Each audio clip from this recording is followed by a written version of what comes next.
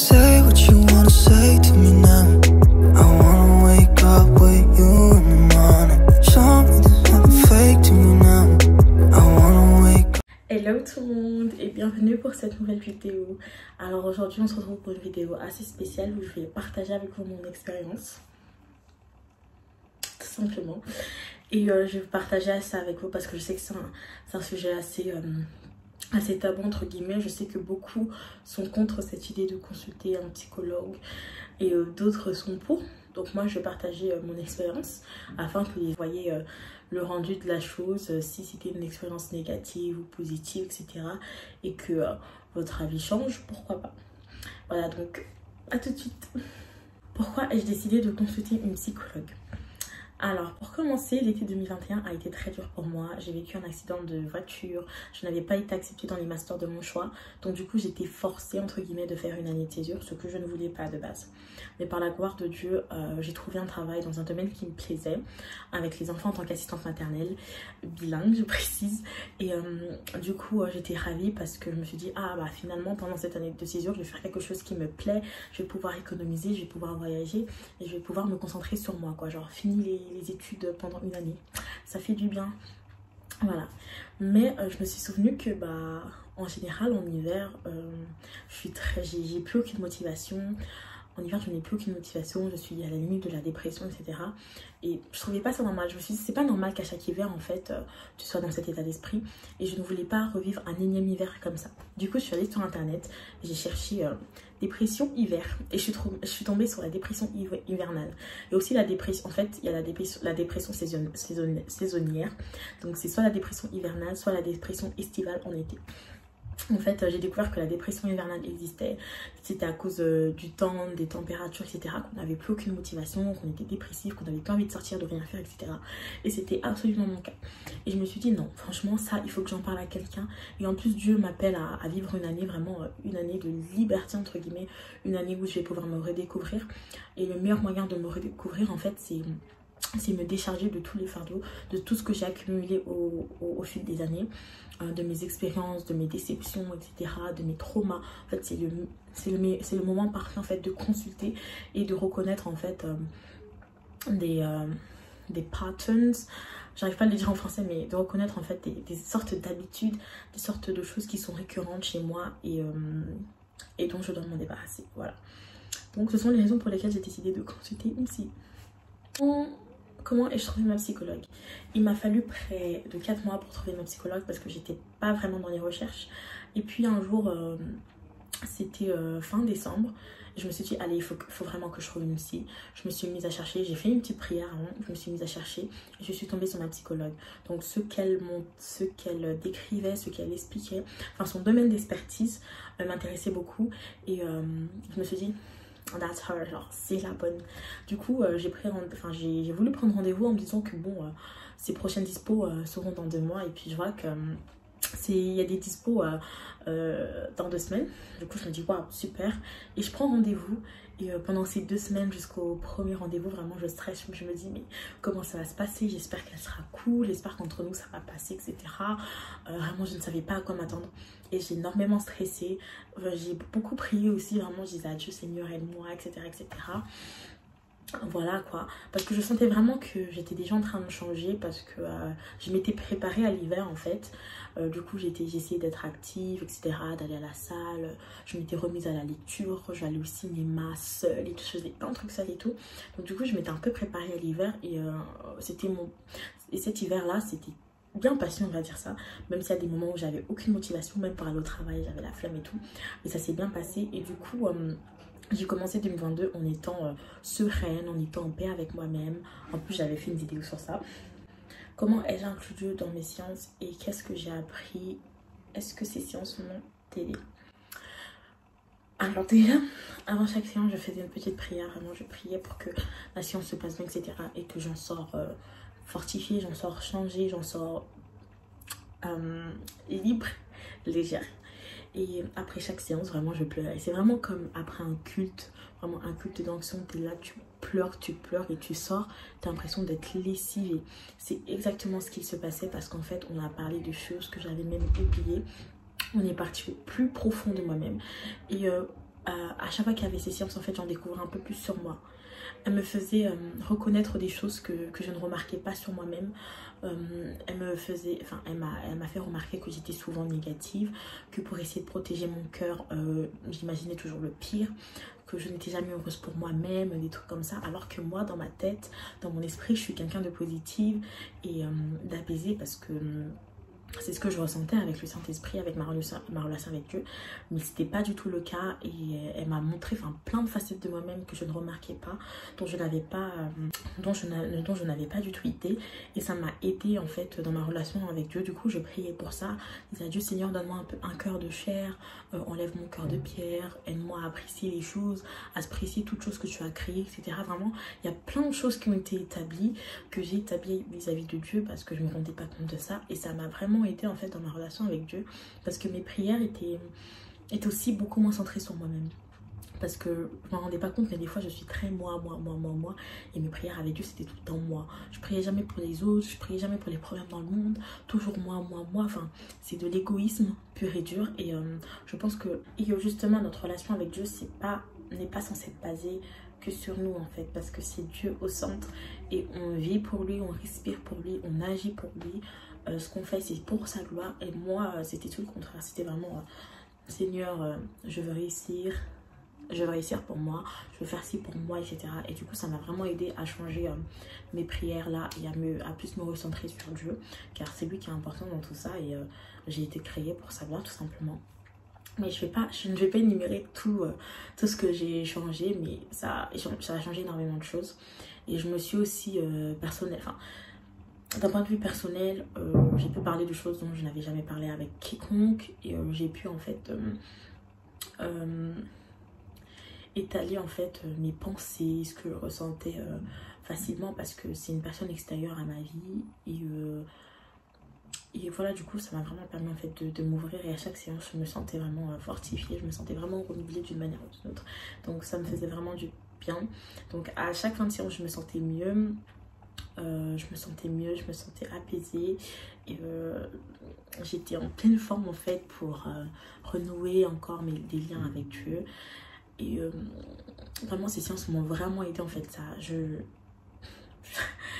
j'arrive même pas à expliquer, mais ça m'a fait du bien quoi. Ça m'a fait du bien parce que je me suis dit que Dieu n'a pas établi ces métiers pour rien. Il y a une raison pour laquelle les psychologues, les psychiatres, les psychothérapeutes existent, et c'est parce que Dieu les a créés pour un but, c'est pour une raison. Ils ont chacun leurs objectifs, mais voilà, c'est pas pour que les non-chrétiens les consultent et pas les chrétiens. Certes, Dieu c'est notre ami, c'est notre papa, voilà, il est là pour nous, il est omniscient, etc. Il nous parle, mais est-ce qu'on l'écoute?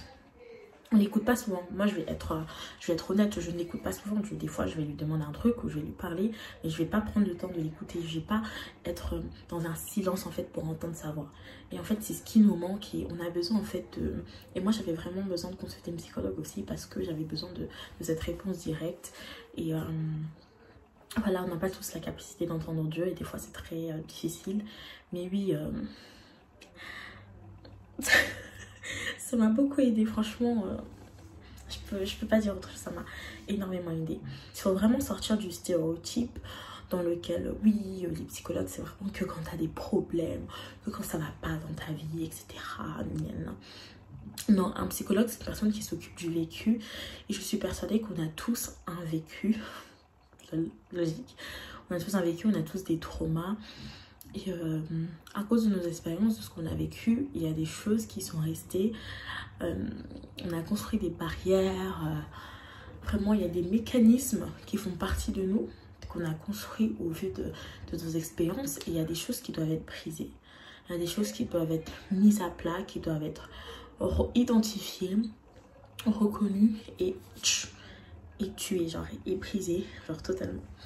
Et moi, je pense que on n'a pas besoin d'avoir un problème pour consulter une psychologue. Et si vous voulez vraiment avancer dans la vie et changer votre manière d'être, n'attendez pas seulement de prier Seigneur change ma manière d'être, etc. Mais je pense que c'est une étape importante pour reconnaître certaines choses, comme je l'ai déjà dit, et de tout simplement les mettre à plat. Voilà, c'est ce que je pense personnellement. Le fait de consulter cette psychologue m'a vraiment aidée. Je pense que j'ai vraiment été la meilleure version de moi-même tout au long de cette année 2022, qui d'ailleurs a été énorme, elle a été magnifique. J'ai fait tellement de choses par la grâce de Dieu. Et j'ai géré des conflits, j'ai géré des situations d'une manière différente de ce que j'aurais pu faire avant, d'une manière bien plus mature. Et c'est vrai que là, ça, j'en suis fière. Et je pense que si je n'aurais pas pris l'initiative, je n'aurais pas sauté le pas en contactant cette psychologue, je pense que j'aurais encore géré certains conflits d'une très mauvaise manière, ou certaines situations d'une très mauvaise manière. Et voilà quoi. Et maintenant, en cette fin d'année 2022, je me rends compte que tout au long de cette année 2022, quand bien même j'étais pas parfaite, etc., que je n'étais pas dans la sainteté, enfin, à des moments, etc., où tu te sens pas digne de Dieu, je me suis jamais arrêtée de prier, je me suis jamais arrêtée d'être en communion avec lui. Et ça, c'était l'un de mes plus grands défauts, c'était vraiment de me détacher de Dieu dès que quelque chose n'allait pas, ou n'allait pas dans mon sens. Et moi, peu importe les situations, peu importe ce que j'ai vécu, peu importe les moments d'incertitude ou de doute, je n'ai pas cessé de le lâcher. Et comme je vous le disais, l'été 2021 a été dur, et surtout lorsque j'ai fait mon accident de voiture, pardon, parce que ça j'en parlais pas, mais j'ai beaucoup blâmé Dieu en fait pour cet accident de voiture, même si ce n'était que matériel. Psychologiquement ça m'a un peu mise à terre, et j'ai beaucoup blâmé Dieu, j'ai beaucoup douté de lui. J'étais vraiment dans le « et si », j'étais vraiment dans le « t'aurais pu m'éviter cet accident quoi », enfin t'aurais pu m'éviter tout ça. Et voilà, je suis quand même en vie, mais en fait, fallait seulement que je meure dans cet accident parce que je vois pas l'utilité. Je l'ai tellement blâmé psychologiquement, c'était très dur pour moi. Et ça, j'en ai jamais parlé à quiconque, et j'en avais parlé à ma psychologue, ça vient de me revenir. J'en avais parlé à ma psychologue, elle m'avait aidée par rapport à ça. Elle m'avait expliqué que je me sentais vraiment comme une victime, que je me sentais en fait... que étant donné que je suis quelqu'un qui aime avoir le contrôle, le fait d'avoir fait cet accident, bah, je n'étais plus au contrôle. J'ai subi la chose, et c'est ça qui m'a impacté psychologiquement. Et je me suis aussi sentie faible, vraiment faible, on va le dire. Je me suis vraiment sentie faible pour une des premières fois de ma vie. Et c'est vrai que ça m'a beaucoup impacté. Et à ce moment-là, j'ai énormément douté de Dieu. Et je pense que c'est l'une des raisons pour lesquelles mon été 2021 a été très dur pour moi. Parce que j'étais très loin de Dieu. Je n'aimais pas ma situation. Et je le blâmais pour tout. Je l'ai blâmé pour les réponses négatives, pour les masters, je l'ai blâmé pour mon accident, je l'ai blâmé pour mon travail à ce moment-là que j'aimais bien, mais que voilà, c'était pas un travail que je voulais faire tout au long d'une année quoi. Je l'ai blâmé sur tellement de choses. Et voilà, maintenant j'ai appris à ne pas le faire et à avoir confiance en lui. Peu importe les situations, peu importe ce qui se passe, ce que je ressens, j'ai appris à avoir confiance en lui. Voilà, par exemple récemment j'ai un stage à faire tout au long de l'année scolaire, et j'avais trouvé un stage en fait juste à côté de chez moi, dans un collège juste à côté de chez moi, donc vraiment 15 minutes de métro, à peine 10 minutes. J'étais super contente et tout. Et puis bah la tutrice n'a pas voulu nous recevoir en fait, elle ne voulait pas être tutrice du tout. Et du coup, au lieu de blâmer Dieu, de faire non mais Seigneur, j'ai eu de faux espoirs, etc., j'ai fait mon Dieu, tu sais ce que tu fais, je te fais confiance, et je sais que le tuteur ou la tutrice que tu nous trouveras sera 1000 fois mieux, même si le lieu du stage sera loin, etc. Bah, je sais que ça me permettra, que le trajet sera convenable pour aller au travail, enfin voilà quoi. Et par la grâce de Dieu, j'ai juste dit ça à Dieu, hein, je faisais confiance, je ne m'inquiétais pas. Et on a trouvé un stage avec un tuteur qui est super. Le trajet qui est à 30 minutes de mon travail, 30 minutes de chez moi, etc. Bon, ce n'est plus 10 minutes, mais voilà, c'est correct pour être aussi proche. Pardon. Mais voilà, je suis super contente d'être dans ce collège là pour mon stage, et en plus avec mon ami. Donc voilà, je me dis que Dieu il ne fait jamais rien sans rien, et que son plan est toujours parfait. Ça n'a rien changé à ma relation avec Dieu, au contraire ça l'a amplifié, ça l'a embelli. Je me sens meilleure, vraiment meilleure avec Dieu à mes côtés. Il y a plein de mauvais côtés que j'avais, que j'essaie d'éliminer petit à petit. Je ne suis pas parfaite hein. Et je ne suis pas mieux que quiconque, mais moi ce que j'aime en fait c'est de tout partager en fait avec vous, et de montrer que la relation avec Christ elle n'est pas facile, qu'on n'est pas parfait. Et en fait moi je veux tout simplement briser ce tabou là des personnes qui parlent de Dieu sur les réseaux, etc. et qu'on pense être parfait. Ils ne sont pas parfaits, je ne suis pas parfaite. Moi tout ce que je veux c'est partager mon expérience, partager ce que je vis au quotidien avec Dieu. Et c'est vrai que c'est pas facile, et j'ai pas partagé tant de choses en 2022 parce que j'attendais vraiment la fin de l'année pour faire une sorte de conclusion, de résumé. Et voilà, c'est le moment. Et puis d'ailleurs cette vidéo j'ai essayé de la tourner à plusieurs reprises, mais vraiment Dieu Je pense que c'est Dieu, je ne sais pas. Mais c'était jamais le bon moment, je n'avais jamais assez de stockage, etc. Mais là, je pense que c'est le bon moment. Je me sens bien pour la faire, tout simplement. Et voilà, pour moi, c'est important. Pour moi, c'est important d'en parler et de partager mon expérience. Et voilà. Donc, la conclusion de cette vidéo, c'est que je suis chrétienne. Je suis chantre et j'ai consulté une psychologue qui m'a énormément aidée pour mes traumas personnels et dans ma relation avec Dieu. Elle m'a beaucoup aidée, sans le savoir pour Dieu, parce que je ne lui ai pas vraiment parlé de ma foi. Je ne voulais pas que ça ait un impact. Mais voilà, ça m'a aidée. Je compte la revoir un jour ou l'autre. Là, j'ai juste pas le temps. Mais voilà. I feel like, je sens que je suis sur la bonne voie avec Dieu. Et pour une fois, ça fait du bien. Ça fait du bien d'entendre sa voix. Ça fait du bien de se sentir digne, entre guillemets, de lui. Et ça fait du bien de marcher derrière lui. De sentir qu'il te tient la main, qu'il t'accompagne. Qu'il voit que tu n'es pas parfaite. Des fois, je dis des gros mots, c'est pas bien. Des fois, quand je conduis, j'injure, c'est pas bien. Enfin, il y a plein de choses. Je ne suis pas parfaite, mais je sais qu'il m'aime, je sais qu'il attend simplement que je sois meilleure que la veille, que je m'améliore, que je fasse des efforts, etc.